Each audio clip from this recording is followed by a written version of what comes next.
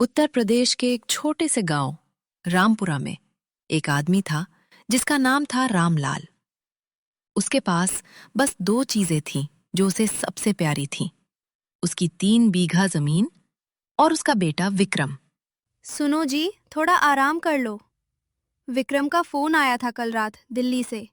कह रहा था इस बार परीक्षा अच्छी जा रही है उसकी। हाँ, मेरा बेटा कलेक्टर बनेगा वो एक दिन, कमला देख लेना। इसी मिट्टी की बदौलत तो पढ़ा रहा हूं उसे शहर में। लेकिन रामलाल को नहीं पता था कि उसी मिट्टी पर गांव के सबसे ताकतवर आदमी की नजर बहुत पहले से टिकी हुई थी। रामेश्वर, वो हाईवे प्रोजेक्ट की खबर पक्की है ना? रामपुरा से सीधे शहर तक सड़क बनेगी? जी सरपंच जी, बिल्कुल पक्की खबर है। और रामलाल की जमीन ठीक उसी रास्ते में आती है। रामलाल, वो सीधा सादा मास्टर टाइप आदमी। उससे जमीन लेना कोई मुश्किल काम नहीं, बस थोड़ा दिमाग लगाना पड़ेगा। सरपंच भूपेंद्र सिंह के लिए गांव का हर इंसान सिर्फ एक मोहरा था और रामलाल की 3 बीघा जमीन अब उस शतरंज की सबसे जरूरी चाल बन चुकी थी। रामेश्वर, कागजात तैयार कर। कर्जे वाला पुराना कागज निकाल जो रामलाल के बाप ने 20 साल पहले लिया था बैंक से। उसमें जमीन गिरवी लिखवा देंगे। बूढ़ा आदमी है, पढ़ा लिखा नहीं, अंगूठा लगवा लेंगे कहीं भी। राम राम रामलाल भाई, सुना है विक्रम की पढ़ाई बहुत अच्छी चल रही है शहर में। आइए सरपंच जी, बैठिए। हाँ जी, भगवान की कृपा है, बेटा मेहनत कर रहा है। रामलाल भाई, एक जरूरी बात करने आया हूं। तुम्हारे पिताजी ने बैंक से जो कर्ज लिया था 20 साल पहले, उसका ब्याज बहुत बढ़ गया है। बैंक वाले जमीन नीलाम करने की तैयारी में हैं। क्या? लेकिन वो कर्ज तो मेरे पिताजी ने चुका दिया था सरपंच जी। कागजों में तो कुछ और ही लिखा है भाई। लेकिन घबराओ मत, मैं तुम्हारा भला चाहता हूं। मैं खुद वो कर्ज चुका दूंगा बैंक का। बस तुम यहां अंगूठा लगा दो ताकि जमीन मेरे नाम गिरवी के कागजों में दर्ज हो जाए, नीलामी रुक जाए। लेकिन सरपंच जी, मेरे पास तो कोई कागज नहीं है इस बात का। मैं कैसे? अरे भाई, मैं झूठ बोलूंगा क्या तुमसे? गांव का सरपंच हूं, इज्जत है मेरी। बस यहां अंगूठा लगाओ, बाकी मैं संभाल लूंगा। 2 महीने बाद जब हाईवे प्रोजेक्ट का ऐलान हुआ, रामलाल को पता चला कि उसकी जमीन का मुआवजा अब उसके नाम नहीं आ रहा था। रामेश्वर जी, ये कैसे हो सकता है? मेरी जमीन का मुआवजा सरपंच जी के नाम कैसे आ गया? रामलाल भाई, तुमने खुद कागजों पर अंगूठा लगाया था। उसमें साफ लिखा है, जमीन बिक्री तो गिरवी नहीं। बिक्री? मुझे तो कहा गया था ये सिर्फ गिरवी का कागज है। मुझसे धोखा हुआ है। सरपंच जी, ये आपने क्या किया मेरे साथ? मेरी जमीन बेच दी आपने अपने नाम। रामलाल, जबान संभाल के बात कर। तूने अपनी मर्जी से अंगूठा लगाया था कागजों पर, गवाह मौजूद हैं। अब अगर पढ़ना लिखना नहीं आता तेरे को, तो इसमें मेरी क्या गलती? ये मिट्टी मेरे बाप दादा की थी।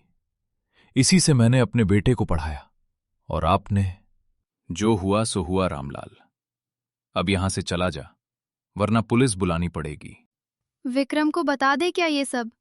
उसकी परीक्षा पास है, कहीं वो परेशान ना हो जाए। नहीं कमला, उसे कुछ मत बताना अभी। उसका ध्यान पढ़ाई से नहीं हटना चाहिए। बस यही एक उम्मीद बची है अब हमारे पास। हाँ बाप, बोलो, सब ठीक है ना? सब ठीक है बेटा, तू बस अपनी पढ़ाई पर ध्यान दे, हमारी चिंता मत कर। कभी कभी एक माँ का झूठ बेटे के सपने को बचाने के लिए ही बोला जाता है, लेकिन सच ज्यादा दिन छुपता नहीं। दिल्ली की भीड़ में एक गांव के लड़के का सपना हर दिन थोड़ा और मजबूत होता गया। यार विक्रम, तीसरी बार है ये अटेम्प्ट तेरा। घर से पैसे भी नहीं आ रहे ठीक से, छोड़ क्यों नहीं देता? नहीं छोड़ूंगा। मेरे पापा ने अपना खून पसीना लगाया है इस सपने में। मुझे उनके लिए यह करना ही है। विक्रम बेटा, मुझे लगा तुम्हें पता होगा। तुम्हारे पापा की जमीन सरपंच ने धोखे से हड़प ली 2 महीने पहले। क्या? और मुझे किसी ने बताया तक नहीं? उस रात विक्रम ने पढ़ाई नहीं छोड़ी। बल्कि उसने अपनी किताबों को और मजबूती से पकड़ लिया, क्योंकि अब ये सिर्फ एक नौकरी का सवाल नहीं था, ये इंसाफ का सवाल बन चुका था। पापा, आपने मुझे इस लायक बनाने के लिए अपना सब कुछ दे दिया। अब बारी मेरी है। सरपंच भूपेंद्र सिंह, तुमने गलत आदमी के बेटे से पंगा लिया है। और फिर एक दिन, वो दिन आया जिसका इंतजार पूरे परिवार को था। मेरा मेरा नाम है इसमें। माँ, पापा, मैं पास हो गया। हाँ बेटा, क्या हुआ? माँ, मैंने कर दिखाया। मैं आईएएस ऑफिसर बन गया माँ। सिलेक्शन हो गया मेरा। क्या बात है कमला, क्यों रो रही हो? विक्रम, अपना विक्रम अफसर बन गया जी, आईएएस ऑफिसर। बेटा, तूने कर दिखाया। अब मुझे कोई गम नहीं। तूने मेरी मिट्टी की इज्जत रख ली। पापा, अभी सिर्फ शुरुआत हुई है। मुझे पता चल गया है सरपंच ने क्या किया आपके साथ। मेरी ट्रेनिंग पूरी होते ही मैं वापस आऊंगा और इस बार इंसाफ लेकर आऊंगा। कुछ महीनों की ट्रेनिंग के बाद विक्रम की पहली पोस्टिंग की चिट्ठी आई, और जब उस चिट्ठी को खोला गया, पूरा दफ्तर हैरान रह गया।